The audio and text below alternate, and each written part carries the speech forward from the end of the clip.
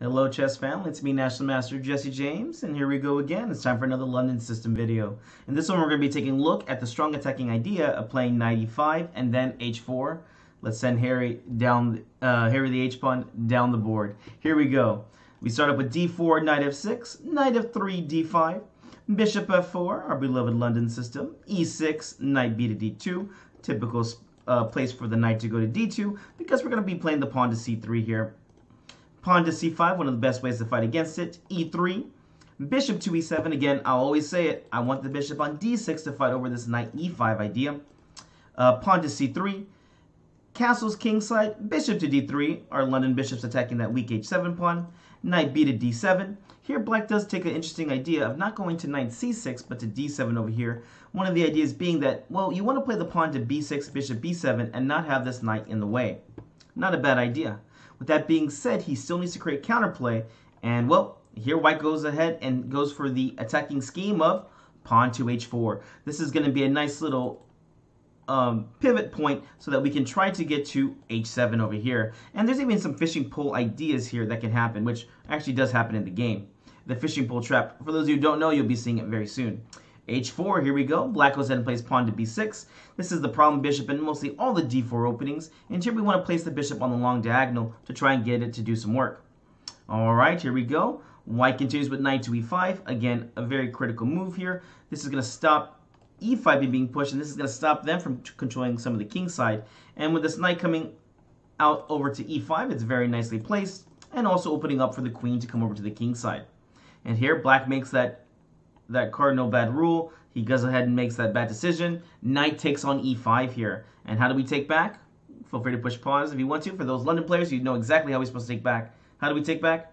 Of course, we go ahead and take back with our pawn. It looks weird, but it's important that we do take back with the pawn because we want to kick this knight away from its great square. Remember, h7 is the weakness whenever they are castled. So here, the knight is one of the main defenders for h7. Let's kick it away. Pawn takes on e5. The knight jumps back to d7. And here, well, white just goes for it. Bishop takes on h7 check here. Now with this move, this is actually maybe not the most correct move. In fact, here computer's giving this as equality. But black does have to play razor sharp here correctly just to get an equal position. With that being said, black was not up to the challenge. And, well, black is forced to take here. Of course, if you play something like king h8, it's just going to be game over with a forced checkmate after queen to h5. And hopefully you know your checkmate patterns here. Here something like g6 doesn't work because bishop just takes on g6. King g7 and queen h7 is check and mate. So the king is forced to take here on h7. Alright, let's bring it over here. Queen to h5 check. King back to g8. And now we continue the attack with knight to f3. And this is why we played this pawn to h4 right here. The knight is looking to jump to g5 here. And if the bishop does take, well, you can take back with your h-pawn, and now you have your rook and queen attacking down the h-file for checkmate squares on h7 and on h8. Alright, black was trying their best here, and, well, I mean, I don't know if I can find this move. Computer's only giving one line here that black can survive. Do you want to try and guess the move? You're more than welcome to. What's the only move here for black to even try to get into this game? It doesn't even make sense to me.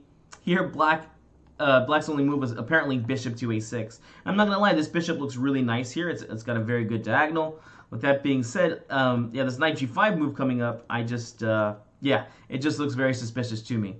And, well, I guess here it is. This is the idea. The reason why bishop a6 works is because of bishop to d3. Look at that beautiful move here. Guarding on the diagonal, and now it is black who has won here.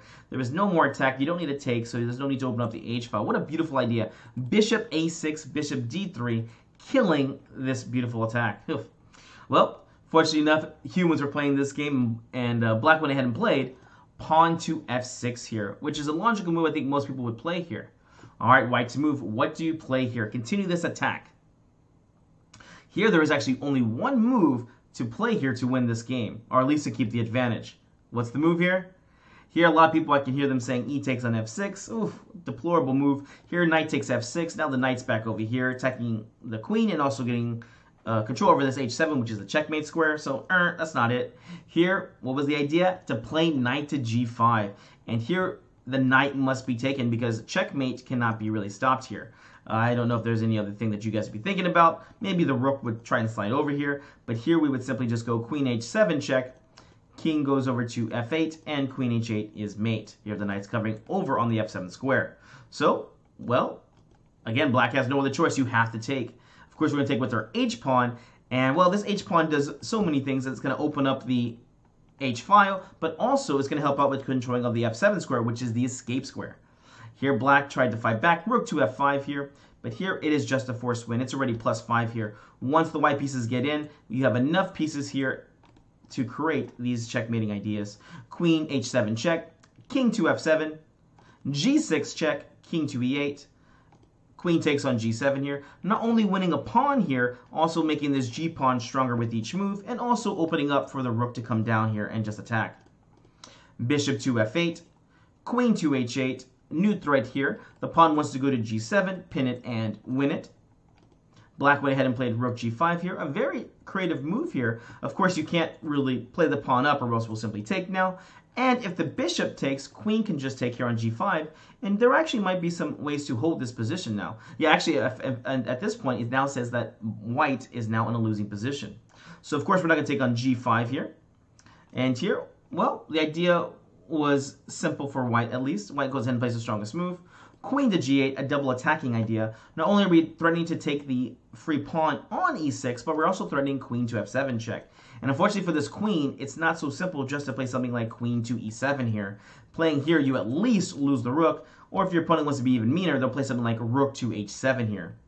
Yes, this queen has to run backwards, or you have to lose it because the checkmate square over there on h7. And if white wanted to, they could have just played something like as simple as queen f7 check.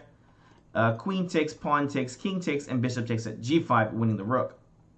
All right, well, back to the game. Here, queen g8 was played. And, well, again, there's really nothing good here for black. Black tried knight takes on e5, guarding the checkmate square, and also opening up the bishop to guard on e6. Simple chess. Let's remove this defender. Bishop takes on e5. Now we have checkmate on f7 again. It's time for them to defend again. King to d7. Rook to h8.